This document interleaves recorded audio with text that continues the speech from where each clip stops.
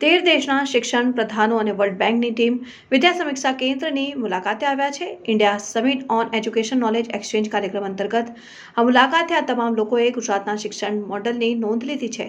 વિદ્યા સમીક્ષા કેન્દ્રમાં શાળા શિક્ષણના તમામ 500 કરોડ ડેટા સેટનું એકત્રીકરણ છે. વિદ્યાર્થીઓના ધોરણ અનુરૂપ અભ્યાસનું પરિણામ સુધારવા પ્રયાસ કરવામાં આવે છે. રાજ્યના વિદ્યાર્થીઓના લર્નિંગ આઉટકમ આધારિત રિપોર્ટ તૈયાર થાય છે.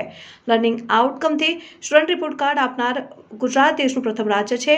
Luis Benveniste, global director education, world બેંકની અધ્યક્ષતા હેઠળ વર્લ્ડ બેંકની ટીમ સાથે Mali, Guinea, Mauritania, Burkina Faso, Togo, Central African Republic, Benin, Liberia, Sierra Leone, Nigeria, Cameroon, Mongolia, Ghana દેશોના શિક્ષણ મંત્રીઓ અને ડેલિગેશન સાથે આશરે 65 જેટલા લોકો વિદ્યા સમીક્ષા કેન્દ્રની મુલાકાતે આવ્યા.